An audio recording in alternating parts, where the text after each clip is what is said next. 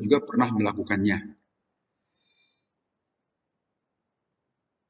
Dengan catatan bahwa kita yakin seluruh bagian dari kaki itu bisa termasuki air. Gitu. Itu jangan lupa bahwa semuanya dari mulai mata kaki sampai ke dampal itu bisa kemasukan air walaupun menggunakan sandal. Kalau tidak yakin, lepas dulu sandalnya gitu.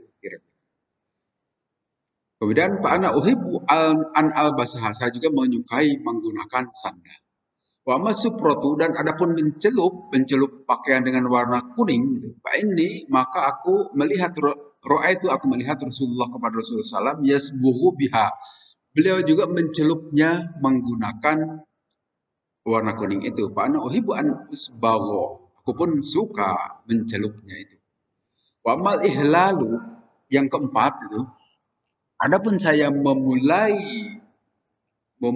ihram dari Mekah, Pak ini, maka sungguhnya aku juga tidaklah melihat Rasulullah SAW yuhillu, beliau melakukan talbiyah hatatan ba'itha, sehingga berangkat dulu bihi rohilatu, ontaknya pada tanggal 8 atau hari tarwiyah. Jadi yang dilakukan oleh para sahabat itu, oleh orang-orang, mulai tanggal 1 juga sudah memulai talbiyah. Tetapi yang dilakukan oleh Ibnu Umar mulai tanggal 8, yaitu hari tarbiyah. Tanggal 8 itu kan seperti kita ketahui itu saat Rasulullah berangkat ke Mina. Nah, nanti dari Mina, kalau yang sekarang dikenal Tanazul gitu kan. Jadi mau memulai ibadah haji itu mulai tanggal 8 berangkat ke Mina dalam rangka persiapan nanti akan mabit di Mina, dipersiapkan. Nah, kemudian nanti dari Mina baru ke Arafah, ke Padang Arafah untuk melakukan wukuf tanggal 9. Nah, yang dilakukan oleh jamaah haji kita juga memang itu memulai perjalanan haji itu tanggal 8 hari tarwiyah. Semuanya jamaah haji yang ada di seluruh kota Mekah tanggal 8. Tetapi yang dituju oleh jamaah haji itu umumnya ke Arafah langsung saat itu. Ya karena jumlah jamaah haji yang jutaan lah kalau sekarang ini. Kalau zaman Rasulullah belum sampai jutaan, baru paling banyak itu 100 ribuan lebih waktu haji wada. Nah, itu masih sempat ke Mina. Nah, memulai ihramnya juga tanggal 8 dan talbiyah. Talbiyah itu ucapan labbaik Allahumma labbaik yang dikeraskan bacaannya. Itu tanggal 8. Tetapi kebanyakan orang-orang tanggal 1. Gitu. Ini hadis yang menjelaskan 4 hal. Tetapi yang dimaksud di dalam hadis ini mengapa diungkap itu yang kaitan dengan wudhu menggunakan sandal itu sebetulnya. Yang lain-lainnya ya karena memang isi hadis tidak hanya cerita tentang wudhu di sini. Ada 4 hal tadi yang dilaksanakan oleh Rasulullah Sallallahu Alaihi Wasallam. Kemudian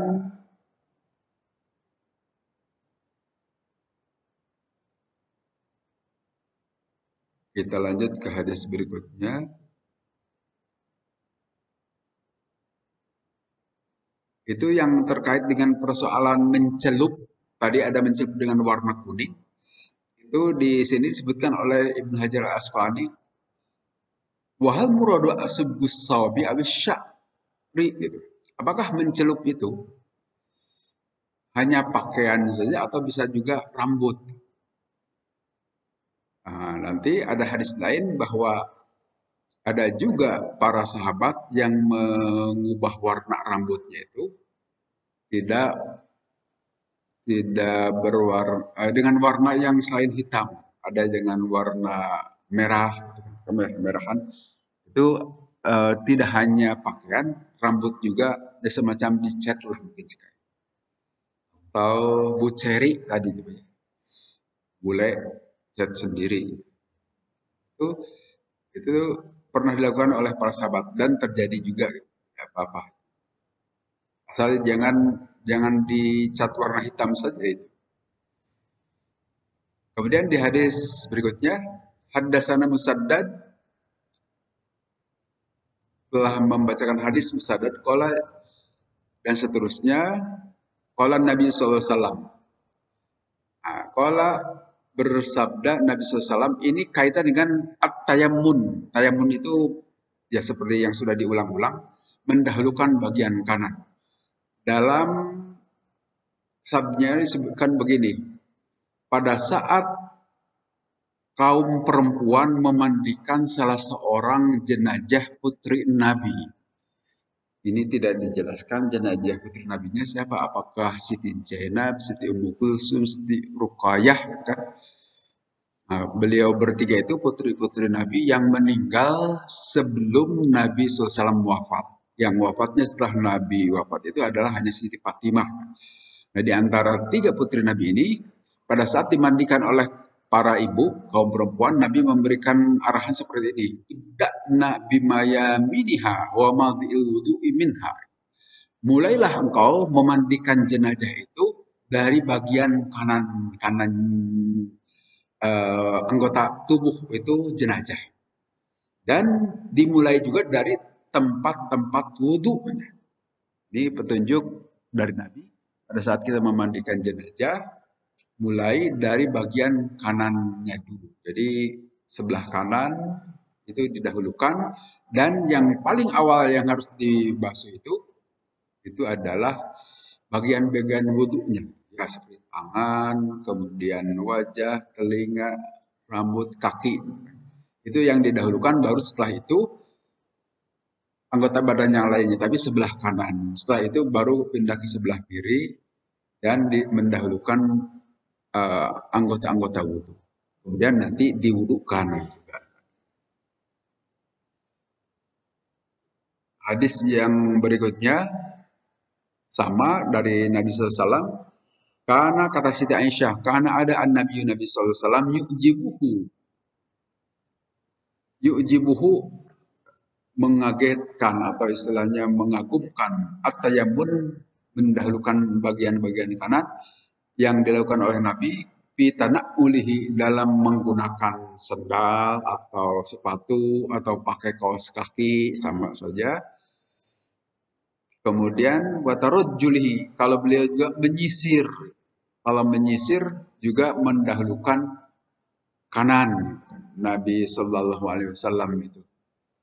Kemudian watahurihi, dan juga kalau bersuci secara umum ya jelas kalau wudhu kan mendahulukan kanan-kanan dahulu. Kemudian kalau kita mandi juga mandi biasa itu kan, usahakan bagian-bagian kanan saja dulu yang kalau menggunakan gayung kanan. Kemudian baru kiri, atau kalau menggunakan kecuran juga seperti itu. Atau dalam kegiatan-kegiatan yang lain mendahulukan yang kanan. Kecuali dalam hal-hal yang dipandang atau dikonotasikan jelek misalnya, atau buruk seperti bercebok, itu pakai tangan kiri. Atau membersihkan kotoran-kotoran itu dikirikan. Yang dijalankan, diamalkan oleh Nabi Sallallahu Alaihi Wasallam, at-tayammun mendahulukan kanan. Kira ini udah sering. Kemudian disebutkan begini dalam penjelasan Ibnu Hajar al-Asqalani. Wa ajma'al ulama'u ala anna taqdimal yamini fil wudhi sunnatun. Man khalafaha fa innahu fatahu al-fadla wa tamma wudu'uhu intah.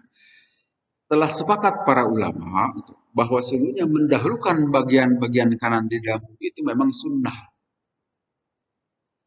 Menurut mayoritas ulama ahli sunnah wal jamaah, sunnah yang sangat dianjurkan. Siapa orang yang menyalahinya, artinya wudhu mulai dari tangan kiri dulu gitu kan, atau kaki kiri dulu, sesungguhnya wudhunya itu sempurna, sah, tetapi kehilangan keutamaan.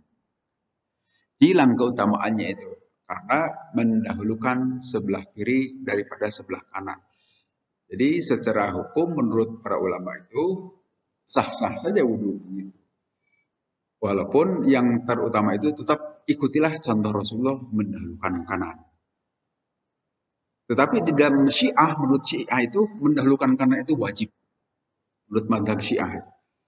Ya, perlu dicatat madhab Syiah yang dimaksud oleh Ibnu Hajar Al-Asqalani itu dahulu madhab Syiah Ja'fariyah yang masih mungkin ada madhab Jaidiyah juga kan. Syiah Jaidiyah itu agak dekat dengan Ahlussunnah wal Jamaah. Tapi ada juga Syiah-Syiah yang ekstrim. Kelihatannya ini Syiah-Syiah yang masih dekat dengan Ahlussunnah wal Jamaah. Seperti madhab Jaidiyah itu agak mirip dengan Ahlussunnah wal Jamaah. Artinya tidak melaknat para sahabat. Kalau Syiah Imamiyah itu kan melaknat para sahabat. Hanya 1-2 orang saja itu sahabat yang diakui. Yang selebihnya itu dinyatakan laknatullah menurut mereka. Nah, kalau menurut di sini tentu saja yang madhab Syiah yang masih dekat dengan Ahlussunnah wal Jamaah.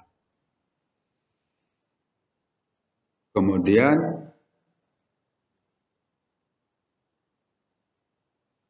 di hadis berikutnya ini terkait dengan masalah wudhu pada saat waktu sholat sudah dekat. Dan keajaiban dari Nabi SAW. Mukjizat. Diceritakan begini dari Abdullah bin Yusuf. Akhbarona telah mengabarkan dan seterusnya dari Anas bin Malik. Anas bin Malik berkata, Ro'aytu saya melihat Rasulullah SAW muhanat dan telah dekat sholatul asri waktu sholat asar. Tamasa maka mencari an-nasu orang-orang al-wadu'a tempat wudhu gitu. Karena sudah dekat waktu sholat asar, maka para sahabat rame-rame ingin berwudhu. Walam yajiduhu, tetapi tidak ada itu untuk berwudhu, mungkin di tempat yang lagi di perjalanan kelihatannya gitu. Pautia maka didatangkanlah Rasulullah biwadu'in dengan tempat wudhu. Tempat wudhu orang-orang banyak, mungkin bisa jadi dikatakan sampai puluhan bahkan ratusan karena sedang di dalam perjalanan. Untuk berwudhu kita maklumi di daerah gurun itu susah untuk mendapatkan air. Tapi waktu itu ada air hanya sedikit saja, itu pun hanya di satu mungkin ember lah kalau sekarang diwaduin di dalam satu ember. Pawadu'a maka di tempat yang ada embernya itu atau istilah dulu itu gariba gitu kan. Meletakkan Rasulullah SAW dalikal ina'i di dalam wadah tadi itu yadahu tangan beliau.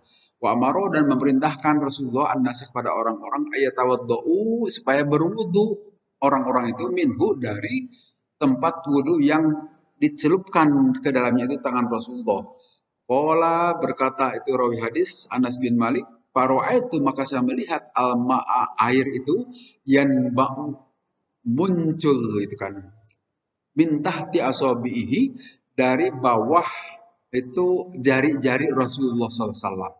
Hatta tawaddu sehingga berwudu itu seluruh orang bin indi akhirhim sampai ke paling akhir dari orang-orang itu semuanya kebagian bisa wudu. Padahal wadah tempat wudu itu hanya ember kecil saja. Tapi air itu mengalir dari selak-selak jari Rasulullah. Itulah mukjizat. Nggak usah kita contoh. Masukin air malah jadi kotor itu kan. Kayak virus corona malah dimasukkan. Kalau Rasulullah itu mukjizat gitu. Memang ada sebab di situ ada air di ember itu. Tetapi mana mungkin cukup itu kan air seember untuk wudu puluhan bahkan ratusan orang. Rasulullah udah kesini, silakan wudhu dari sini. Dicelupkan tangan Rasulullah, air itu ngalir jadi keran di sini.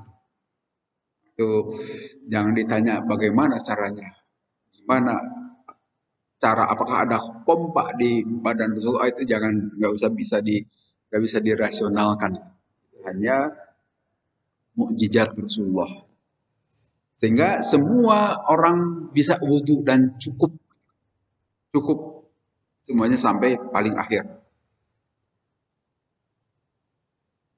Nah, ini menyebutkan bahwa memang kalau sudah dekat waktu sholat, bersiap-siaplah dengan wudhu. Ini contoh yang disampaikan atau pesan di dalam hadis ini. Kemudian, nah di sini yang diambil kesimpulan atau beberapa wastadalla bihi asy-Syafi'iyyu ala anna amra bi ghusli yadi qabla idkhaliha al-ina'a.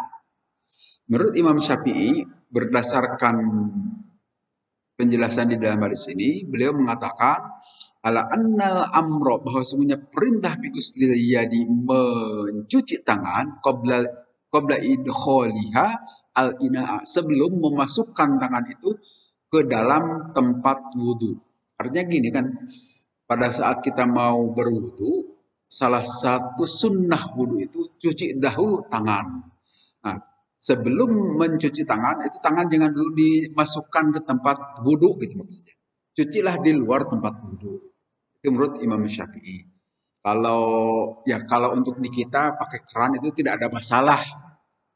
Oh, airnya memang keluar dari keran.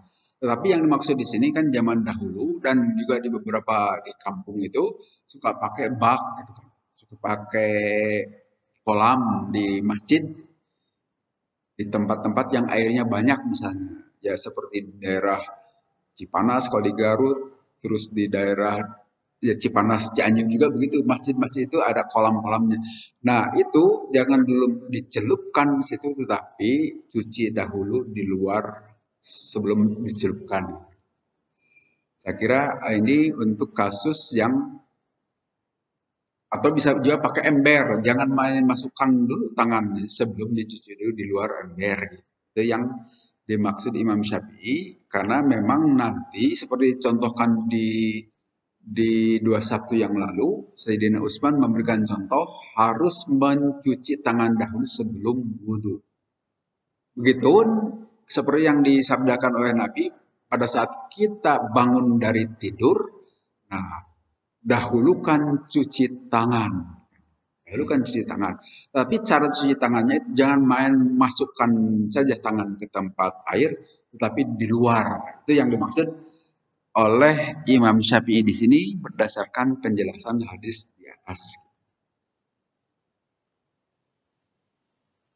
Kemudian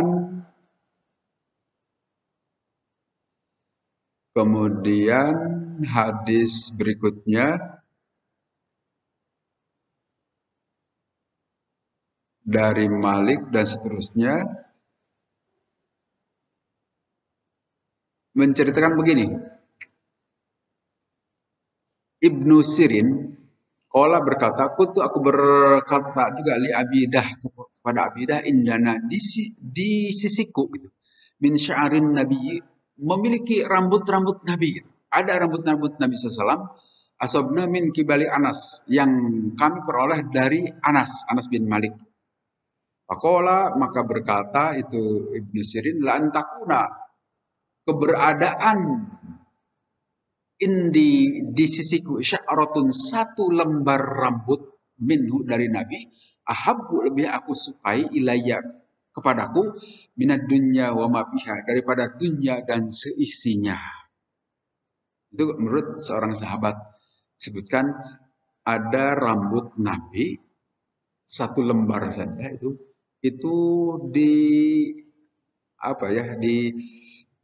dikoleksi mungkin disimpan, sampai mengatakan saya lebih suka mengoleksi rambut Nabi daripada diberi kekayaan dunia dan seisinya kan.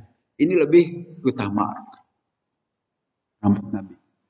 Nah, ini kata-kata sahabat, tapi atau bahkan bisa jadi seorang tabi'in kan, Ibnu Sirin itu mengatakan begitu. Nah, tetapi bagi kita hati-hati juga itu. Hati juga, maksud seorang sahabat mengatakan begitu itu adalah dalam rangka menghormati saja. saking agungnya pribadi Nabi Shallallahu Alaihi Wasallam, sehingga saking sangat hormat sampai begitu. Tetapi jangan sampai dijadikan sebagai jadi Tuhan. Tidak ke sana maksud sahabat. Walaupun dalam bahasa di sini juga disebut tabarruk. Tabarruk itu ngalap berkah kalau bahasa kita. Tetapi tentu yang dimaksud para sahabat tidak dalam rangka menjadikan sebagai yang bisa memberikan madharat dan manfaat. Tidak seperti itu. Tetapi ini saking hormatnya kepada Nabi Sallallahu Alaihi Wasallam sampai menurut sahabat itu dikatakan seperti itu. Bahwa sehelai rambut Nabi itu lebih berharga daripada dunia dan seisinya. Saking hormatnya kepada Nabi Sallallahu Alaihi Wasallam. Di hadis berikutnya juga dikatakan seperti itu. Dari Ibnu Sirin juga, Anas dari Anas, anna Rasulullah sungguhnya Rasulullah SAW, lamma halaqo, saat beliau mencukur ra'sahu, kepala beliau gitu. Karena ada Abu Talha awalaman, orang yang pertama kali akhoda yang mengambil min sya'rihi dari rambut Nabi SAW.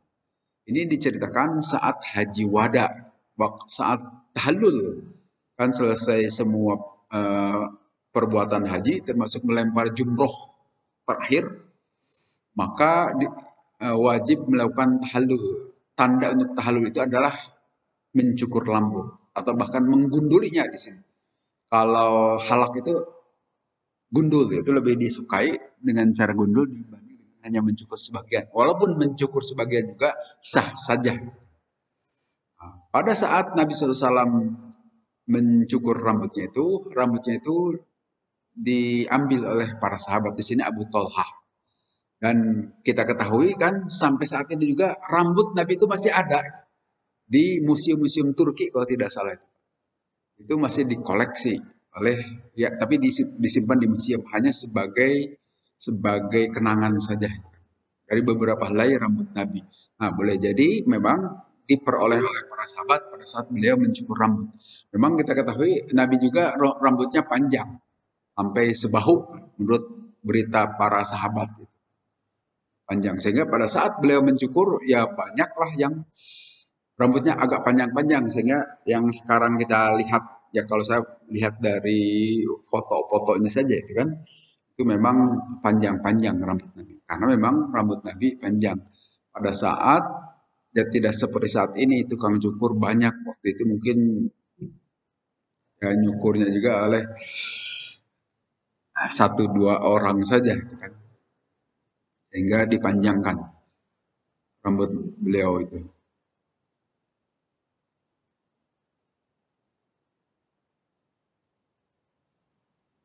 Tetapi yang diambil di sini wabajud dilalah minhu an alat tarjamati an nasya'ra tahirun. Dari apa yang dijelaskan di atas itu memberikan penjelasan bahwa rambut itu adalah suci. Wa idza kana tahiran fal ma'u ladzi yaghsilu bihi tahirun.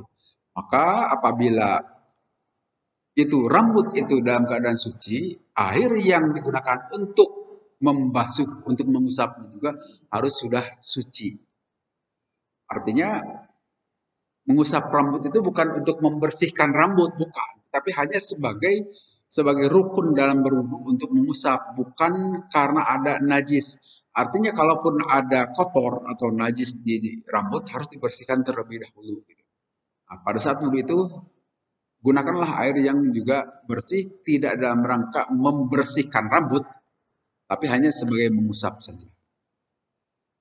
Itu para atau di sini kesimpulan dari Syekh Ibnu Hajar Al-Asqalani. Kemudian di hadis berikutnya disebutkan begini. Inna Rasulullah SAW qala, bersabda Rasulullah SAW, idza syaribal kalbu, apabila minum anjing bi ina ahadikum, di wadah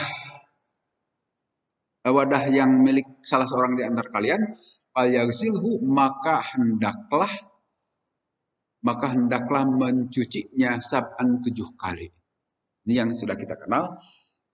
Tidak syariba al-kalbu. Apabila minum, artinya anjing itu memasukkan mulutnya ke wadah-wadahan yang kita punya. Al-kalbu. Suka jadi bahasa kita sehari-hari. Perut kalbu saja. Padahal yang maksud kolbu mungkin ya. Itu beda pengucapan, beda arti juga. Kalau kolbu itu pakai kop, itu adalah hati. Tapi kalau kalbu pakai kap itu gogong gitu Pak.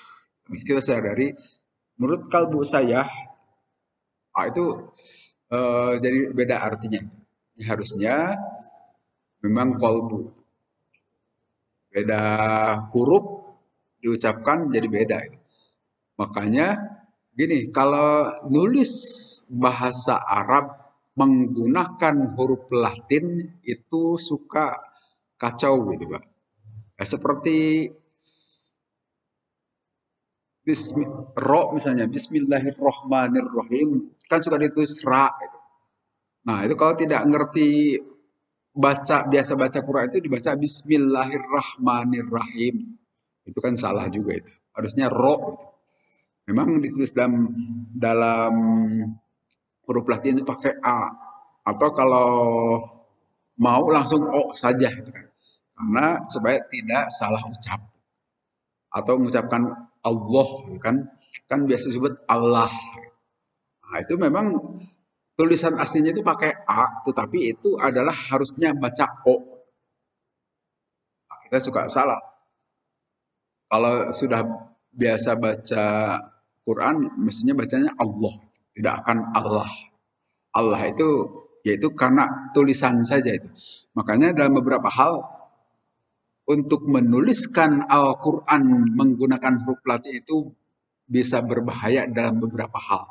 Karena ada huruf tulisan di dalam Quran yang harus ada hurufnya itu tetapi tidak diucapkan. Itu banyak ayat Quran ini. Seperti ulaika itu. Kan di situ ada waw itu tapi tidak dibaca itu. Nah, kalau mau dituliskan di dalam huruf Latin bagaimana caranya?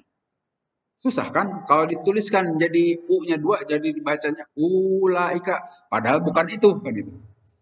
Nah, dalam hal ini, makanya hati-hati. Atau begini, seperti mengucapkan insya Allah. Ribut, hanya satu kata atau dua potong kata insya Allah. Ada yang suka nulisnya in, dipisah sya, gitu kan ya. Allah, itu. Saking in hati-hatinya itu. Karena yang dia tahu hanya tulisannya insya Allah. Padahal bukan hanya insya Allah. Ayat Quran semuanya begitu kan itu. Sehingga yang perlu kita tuliskan dalam huruf Latin itu, apakah tulisannya dalam huruf Arab aslinya atau pengucapannya gitu kan. Kalau menurut saya lebih baik hanya pengucapannya. Kalau mau menuliskan apa yang terus dalam huruf Arab itu susah. Dan bisa mengacaukan. Sehingga menuliskan insya Allah itu keinginan ingin menuliskan seperti tulisan dalam bahasa aslinya, dipisah insya dan Allah itu. Nah, tetapi sayangnya dia menuliskannya hanya untuk kata insya Allah. Kalau dalam bismillah tidak, gitu kan. Harusnya ikut juga tata aturan. Assalamualaikum kok tidak. Jadi yang dipersoalkan di jagat kita dalam media sosial itu kenapa hanya kata insya Allah saja. Padahal tulisan-tulisan Arab itu semuanya itu mengandung tulisan-tulisan yang ada hurufnya di dalam tulisan aslinya belum tentu diucapkan. Sehingga kalau mau diterjemahkan dalam tulisan huruf Latin sulit. Sehingga lebih baik apa yang kita ucapkan saja. Seperti Bismillahirrahmanirrahim, tuliskan aja seperti apa yang diucapkan oleh kita. Karena kalau mau dituliskan secara lengkap, itu ada alif lam dulu di situ. Lafaz Allah juga ada alif lam, Ar-Rahman ada alif lam. Bagaimana cara menuliskan alif lam di situ? Bingung pasti. Kalaupun dituliskan alif lamnya, jadi susah bacanya. Dan seterusnya.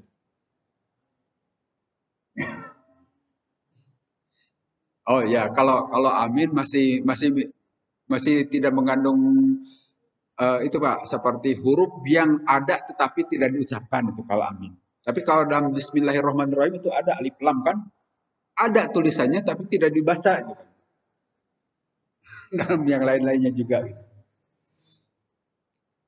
Nah, yang jadi perhatian itu hanya satu kata insya Allah saja, pisah-pisah.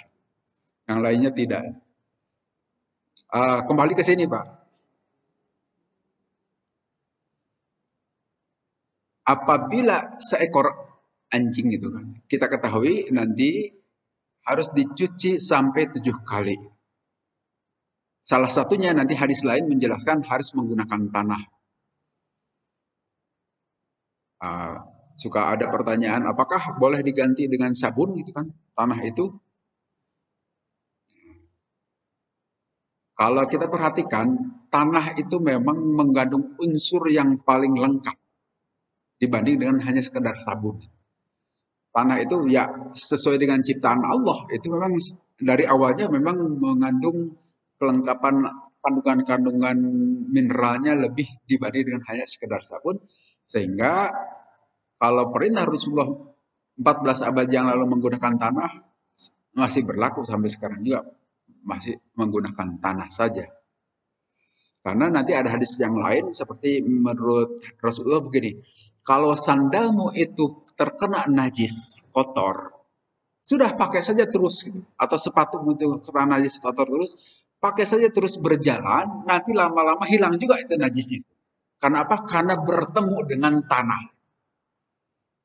Pertemuan dengan tanah itu artinya di sini tanah itu bisa mencucikan najis-najis itu juga.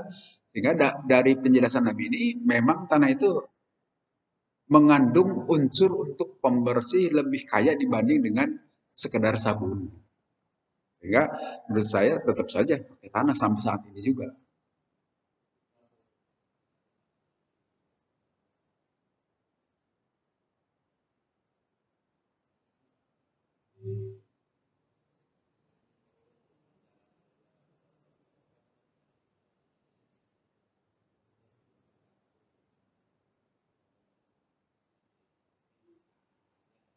Oh ya, ya dalam keadaan begitu memang sulit mendapatkan tanah itu kan ya. Karena semuanya sudah tidak pakai, ya udah di beton atau di aspal. Itu kondisi-kondisi darurat bisa saja digunakan yang lain. Kembali menggunakan kaidah usul fikih. Usul fikih ad-daruratu tubihil mahdurat. Keadaan darurat itu memungkinkan apa yang tidak boleh dilakukan sebelumnya. Tapi dalam keadaan darurat boleh saja menggunakan yang lain, sabun lah. Tapi dalam keadaan masih tidak darurat, ikutilah apa yang diajarkan oleh Nabi. Saya kira gitu, Pak.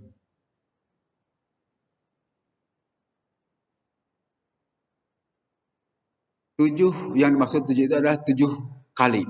Artinya gini, pada saat kita mencuci menggunakan air, itu betul-betul itu masih tetap dihitung sekali walaupun katakanlah sampai 5 menit tapi dikucur terus.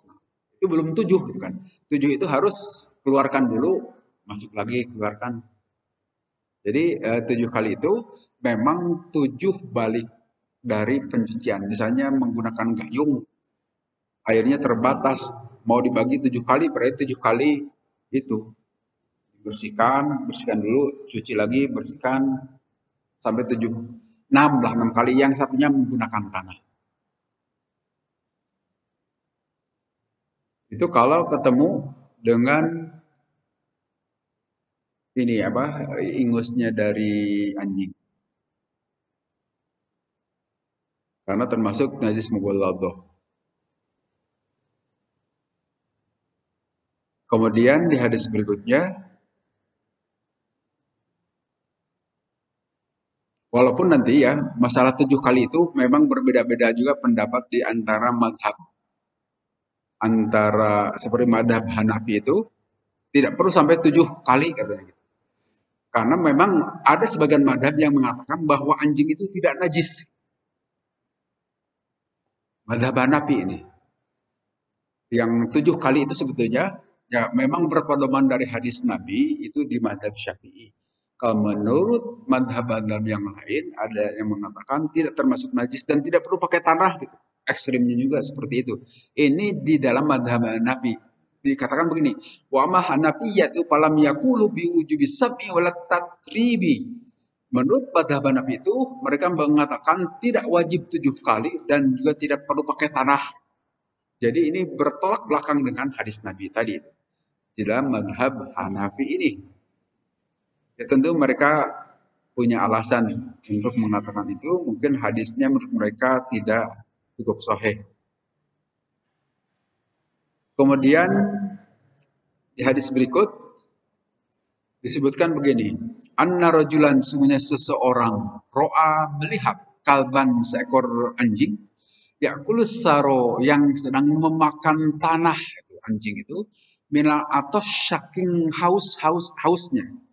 Fakhoda, maka mengambil ar-rajulu, seseorang, khuffahu, itu terumpahnya atau sepatunya, faja'ala, maka dia jadikan terumpah itu, yagrifu, dia menggunakan terumpah itu mengambil, menyiuk gitu kan, lahu untuk anjing, bihi dengan terumpahnya itu air, hatta arauhu, sehingga dia itu memberikan minum kepada anjing. Fasyakarallahu, maka Allah bersyukur kepada perilaku seorang tadi, fadkhalahul jannah, maka Allah memasukkan dia itu. Di dalam hadis ini dikatakan itu, ini yang bisa jadi dasar hadis bagi madhab yang lain itu yang mengatakan bahwa anjing itu suci gitu. Salah satunya ini. Seseorang melihat, ini cerita zaman Bani Israel, dari Bani Israel. Seseorang melihat ada seekor anjing memakan-makan tanah. Tetapi sesungguhnya memakan tanah itu karena kehausan. Dia tahu, wah ini lidahnya itu ngelel-ngelel itu aja mungkin. Ingin minum.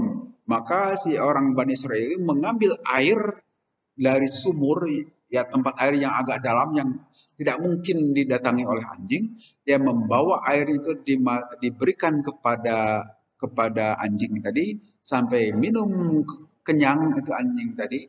Maka disebutkan di sini pasyakarallahu, Allah bersyukur terhadap si laki-laki tadi. Ini satu hadis yang menyatakan bahwa hanya menolong anjing saja begitu, Allah memasukkan orang ini ke dalam surga. Apalagi kalau menolong marbot masjid, menolong ketua DKM, gitu. Ya, menolong manusia itu kan, itu lebih-lebih lagi. Menolong anjing saja begini. Allah masukkan dia ke dalam, karena memang yang dia lakukan itu sepenuh hati, setulus hati kan gitu. Dengan hati gitu. Memberi minum kepada anjing. Walaupun tentu saja ada syarat utama, ada keimanan di dalamnya kan, yang dijelaskan oleh beberapa ayat Quran. Demikian juga nanti ada, oh ya, mohon Pak.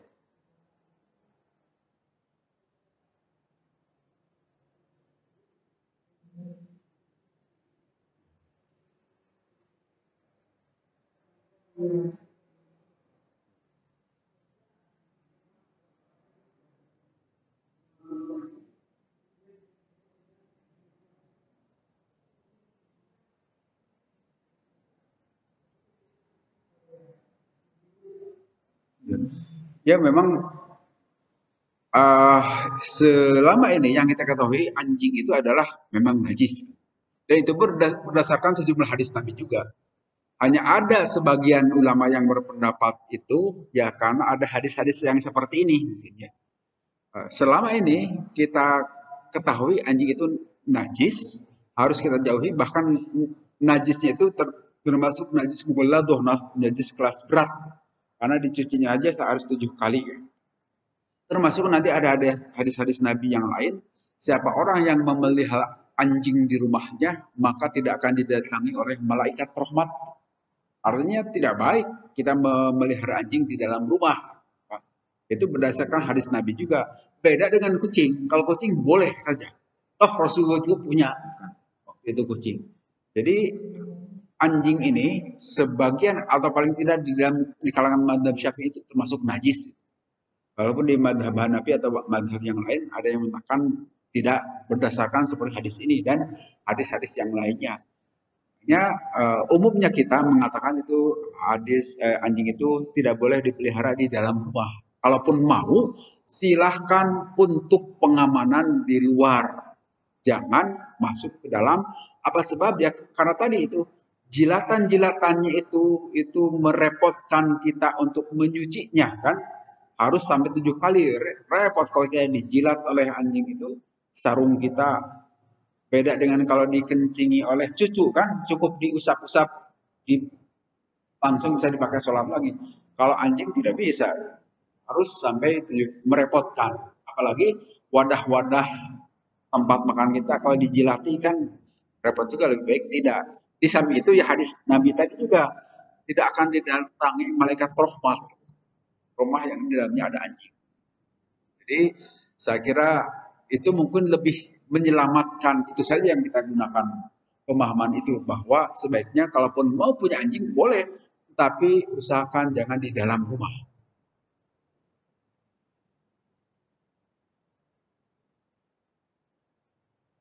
Oh,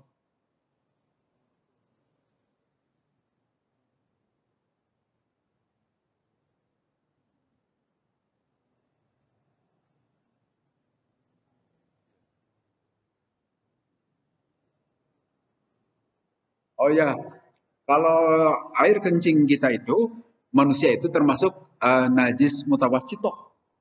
Nah, cara membersihkannya itu ada beberapa cara. Yang penting di sini kan ada tiga unsur utama terhadap najis itu, ada rasa, rupa, dan warna. Nah, memang untuk air kencing kita itu dilihat dari sisi rupa agak sulit, ya, karena sama saja dengan air.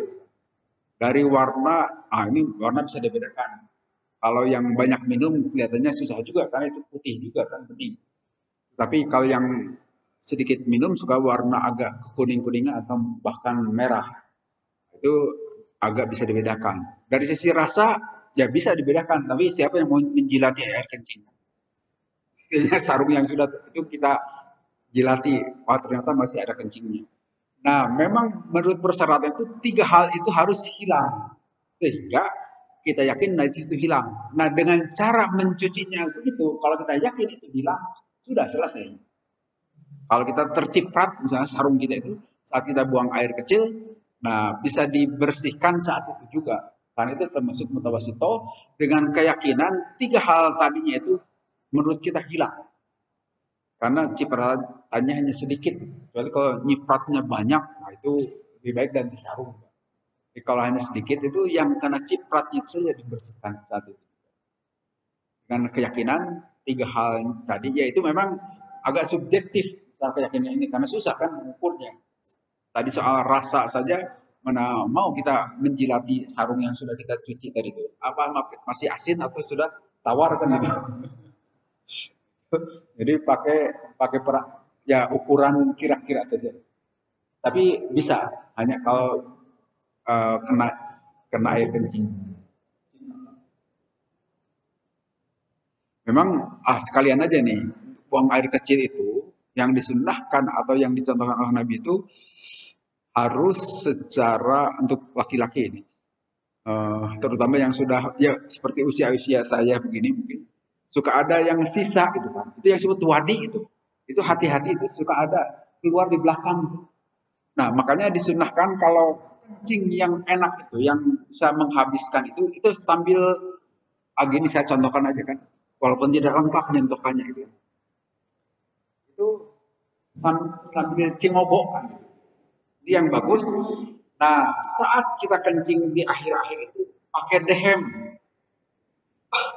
itu, sambil di badan kita itu agak dicondongkan ke depan Pak, supaya habis yang di itu, supaya jangan ada yang bersisa jadi ditekan gitu, karena itu yang menjadi masalah itu bagi kita yang sudah usia-usia kepala 55 misalnya, di atas ada sisa.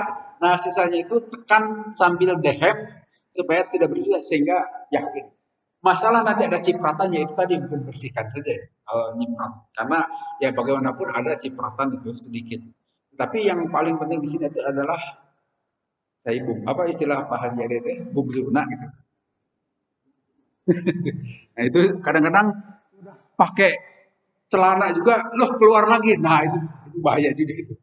salah satu caranya itu adalah dengan pada saat kita buang air kecil, usahakan ya kalau di rumah ini, kalau di tempat-tempat umum agak susah kan kita berdiri, termasuk di masjid kita juga kita harus berdiri. Nah, yang bagus itu lebih aman, tidak ada bungsu air kencing itu kalau kita sambil cingogo. Dan pada saat akhir itu kita dehemkan dan badan condongkan ke depan. Insya Allah itu tidak ada air kencing bungsu itu.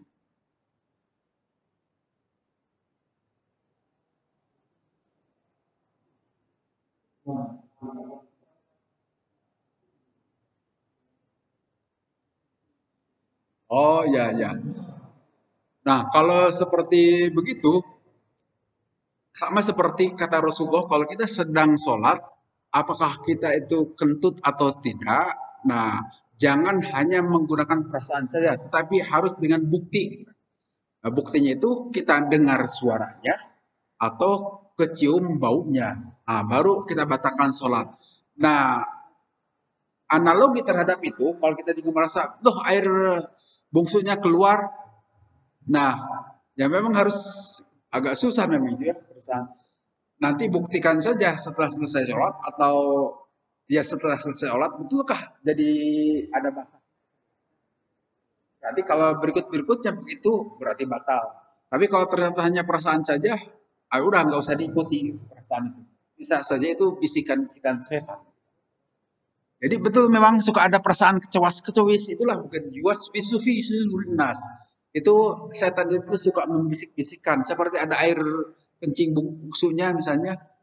Padahal kita sudah naik kendaraan, kok rasanya ada keluar, masa mau dicek pada saat itu juga di situ kan nggak mungkin, gitu, Pak.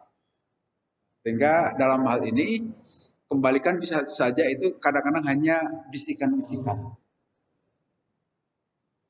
Disesuaikan dengan pengalaman maksudnya. Kalau perasaan itu ternyata benar suka ada keluar air berarti ya batal.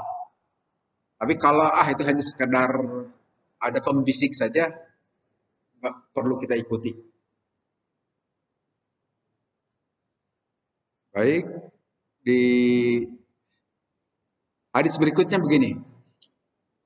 Kata Hamzah bin Abdullah, kanat ada alkilabu anjing-anjing gitu. Itabulu kencing anjing untuk bilu dan masuk atau untuk bilu itu apa ya? Masuk ke area mungkin. Atau biru dan keluar lagi fil masjid di area Masjid Nabawi. Di zaman Rasulullah SAW, pada zaman Rasulullah SAW, pala yakunu maka tidak ada para sahabat ya rusyuna. Aduh, alhamdulillah. Ya rusyuna menyiram para sahabat saya sedikit pun bindalika dari itu bekas anjing. Nah, ini juga hadis yang lain, ini hadis Bukhari ini yang dijadikan barangkali oleh madhab yang lain mengatakan tidak najis itu anjing. Karena begitu anjing-anjing itu saat itu berkeliaran, bahkan ada yang masuk ke masjid katanya ini dalam hadis ini, keluar masuk begitu. Tapi bekas-bekas anjing itu tidak dicuci, tidak disiram oleh para sahabat. Gitu. Ini menurut berita Hamzah bin Abdullah dari bapaknya. Walaupun demikian, menurut Ibnu Hajar al-Asqalani, wa ala hadza berdasarkan hadis ini fala hujjata maka tidak ada hujjah bihi dalam hal ini liman istadalla bihi ala taharatil kilab untuk menyatakan bahwa anjing-anjing itu termasuk suci. Bukan berarti suci dibiarkan ini. Litipaki ala najasati bauliha. Karena menurut para ulama memang disepakati air kencing itu anjing juga termasuk najis. Kesepakatan para ulama. Jadi mengapa dahulu dibiarkan? Karena bisa jadi, karena ini kan keluar masuk belum tentu betulkah masuk ke dalam atau tidak. Itu hanya sekitar di seputaran di luar masjid katanya gitu. Menurut penjelasan Ibnu Hajar al-Asqalani. Walaupun ada juga ini pendapat yang lain menurut para ulama. Qala jamaah bersepakat bi anna abwalal hayawanati kulliha tahiratun illa adamiyya. Ada kesepakatan para ulama Sesungguhnya air kencing seluruh hewan, ini hayawanat berarti hewan apa saja, baik anjing ataupun sapi ataupun yang lain-lainnya, menurut pendapat ini kulluha tohiro, semuanya suci. Yang najis itu illal adamiyah, kecuali air kencing manusia. Ini malah air kencing manusia dinyatakan najis, sedangkan air kencing hewan itu suci menurut pendapat ini. Berbeda nanti dengan jasadnya. Dengan jasad itu maksudnya mayat, bangkai gitu kan. Kalau bangkai hewan-hewan itu adalah najis, tapi kalau bangkai manusia itu adalah suci. Tapi dalam hal air kencing ada pendapat ulama yang mengatakan begini. Ini silakan bisa dinukil di kitab Fathul Bari nih, Pak, untuk menjelaskan hadis yang terkait dengan tadi itu. Anjing itu berkeluar masuk ke dalam masjid, katanya begitu di dalam hadis ini.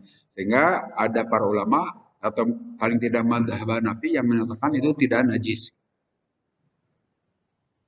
Nah, penjelasan yang tadi untuk menyatakan bahwa anjing keluar masuk masjid itu menurut seorang ulama Al-Munziri di sini. Al-muradu yang dimaksud keluar masuk itu anha kanat tabulu kharijal masjid bi mawatiha summa taqbulu wa tadburu fil masjid. Nah, yang maksud tadi anjing itu kencing di sekitaran masjid itu bukan di dalam masjid, di luar. Di luar masjid, tetapi memang masjid si anjing itu berkeliaran di sekitaran masjid. Jamaah. Gimana? Di halaman masjid. Jadi bukan ke dalam. Menurut penjelasan seorang ulama Al-Munziri ini yang menyatakan begitu. Sehingga ini untuk menepis pendapat yang menyatakan bahwa air kencing anjing itu tidak najis. Menurut penjelasan ini tetap saja najis karena memang anjing itu tidak kencing di dalam masjid, tetapi di luar dan berkeliaran di luarnya. Gimana, Pak? Air kencing.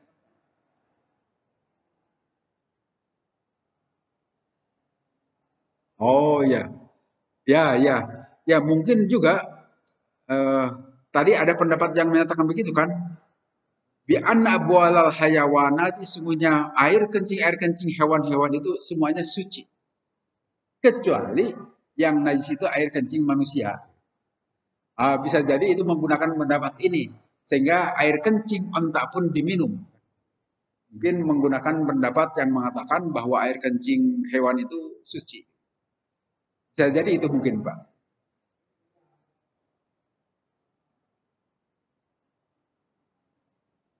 Ya, ini hanya untuk air kencingnya aja. Untuk air kencingnya abwal, soalnya bukan goit.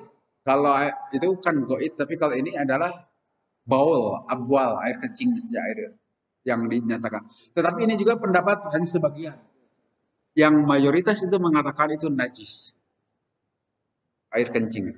Ini hanya untuk pengetahuan kita sajalah gitu. Gak usah didakwahkan keluar, oh sekarang jadi suci itu air kencing domba itu, air kencing yang lain. Mari kita minum. Enggak gitu maksud saya. Ini hanya untuk pengetahuan saja. Bahwa ternyata di samping selama ini kita ketahui kan itu najis secara umum. Ternyata ada juga pendapat ulama yang beda dengan pemahaman yang banyak.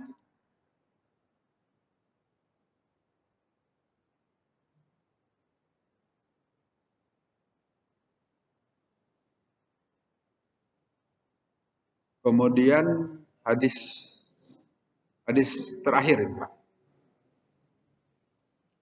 Disebutkan di sini, idza arsalta, apabila engkau melepas kalbaka anjingmu al-muallama yang telah diajari, pakotala maka membunuh itu anjing, pakul maka silakan dimakan saja.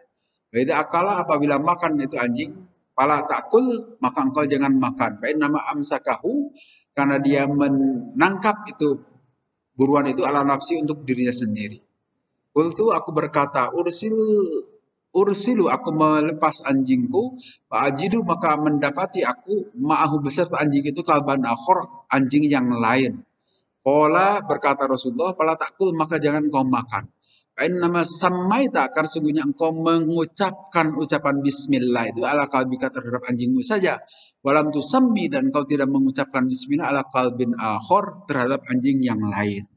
Nah, di sini ini kaitan dengan masalah berburu, Pak. Berburu menggunakan anjing. Dan ya tentu saja bayangan ini jangan dibayangkan zaman kita. Agak tidak ada, mungkin sekarang kita berburu hewan pakai anjing ya. Apalagi untuk penduduk Sukarapih, paling berburu ikan lah, mancing kan. Yang dimaksud di sini itu apabila kita berburu menggunakan anjing, boleh saja menggunakan anjing, tetapi saat melepas anjingnya ucapkan bismillah, dan anjing itu sudah terlatih memang untuk berburu. Supaya apa maksudnya anjing itu terlatih itu? Supaya maksud kita itu anjing ini untuk menangkap hewan buruan, bukan untuk dimakan oleh anjing. Jadi itu anjing yang terlatih itu begitu, hanya mematikan hewan buruannya. Nah, mematikan dengan digigit oleh dia itu sama dengan menyembelihnya. Nah, itu jadi halal hewan buruan itu, walaupun yang menyembelihnya, yang mematikannya itu anjing. Selagi saat kita melepas anjing itu mengucapkan bismillah. Bismillah, silakan. Tetapi bekas gigitan anjingnya dibuang, kasihkan saja ke anjing.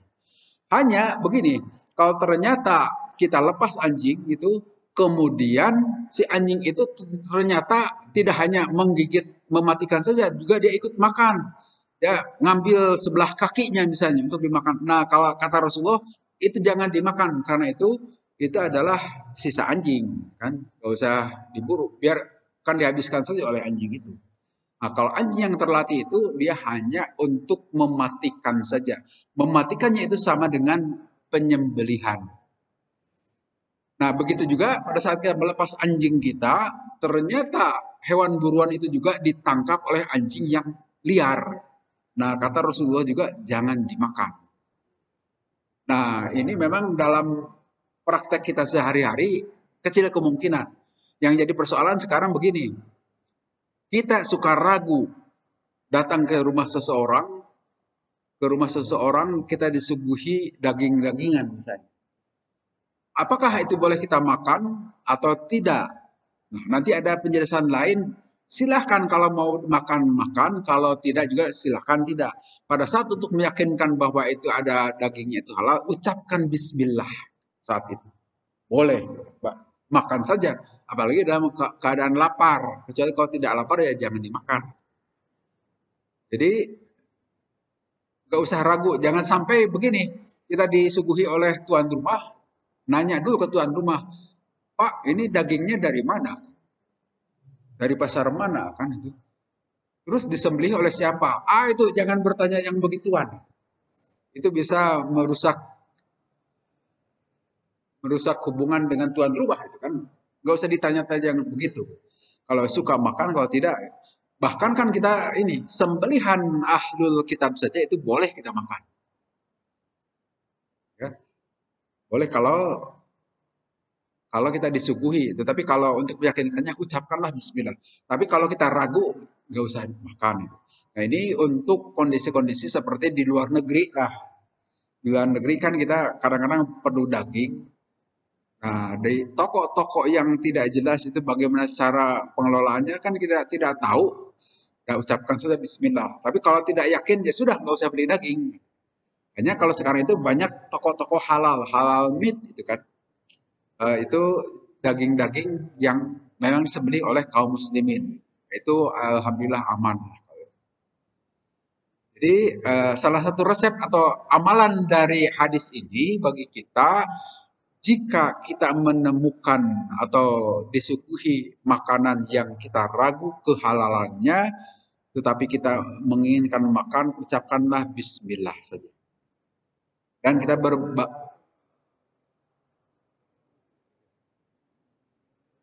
ya, makanya mungkin gitu Pak, kalau kita yakin ini adalah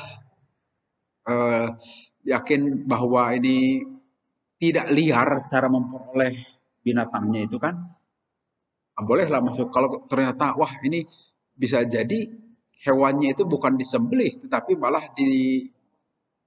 ditakol apa dimatikan supaya darahnya malah supaya tidak keluar kan. Ya udah kita jangan makan, pilih yang lain saja. Jadi dalam hal ini kembali mungkin menurut istilah Nabi istabti nafsah, minta fatwalah kepada dirimu kan. Jadi berdasarkan keyakinan kita kalau ini ternyata menurut kita wah bisa mengandung yang haram-haram nggak usah. Tapi kalau ini ya seperti misalnya milih gini, milih daging-daging yang secara umum atau ayam. Nah, lebih selamat milih ayam kan kalau daging yang umum itu kita susah membedakannya antara babi dan sapi kan. Kita tidak tahu apalagi udah dimasak. Ya udah jangan makan itu, tapi cari saja yang Kentucky Fried Chicken atau yang urusannya dengan ayam-ayaman dan chicken-chickenan kan itu. Walaupun tidak disembelih secara syar'i, tapi itu paling tidak ayam. Kita sembelih saat mau kita makan, baca bismillah gitu aja. Kecuali kalau kita tidak terpaksa, ya makan saja yang meyakinkan. Tidak diragukan tentang cara penyembelihannya, artinya makan saja kentang, kan gitu. Makan saja yang lain di luar daging-dagingan, paling gitu Pak. Atau kalau di kita cari saja lotek kan gitu. Nah, itu jelas tidak pakai sembelih-sembelihan. Sayur-sayuran namanya.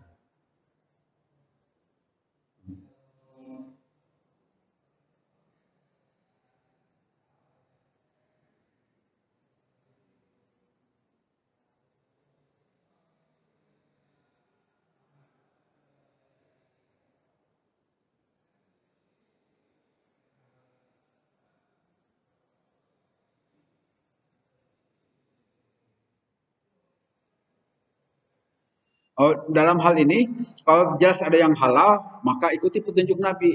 Dak ma yuribuka ila ma la yuribuk, itu aja. Tinggalkan yang meragukan, ambil yang meyakinkan.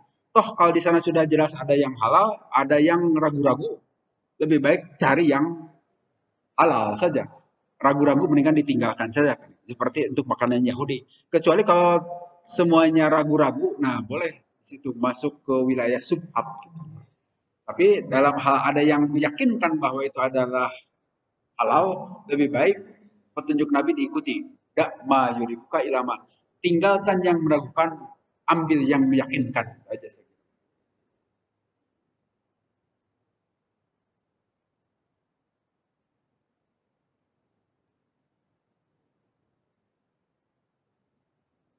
Saya kira hadis-hadisnya sudah selesai ya. Untuk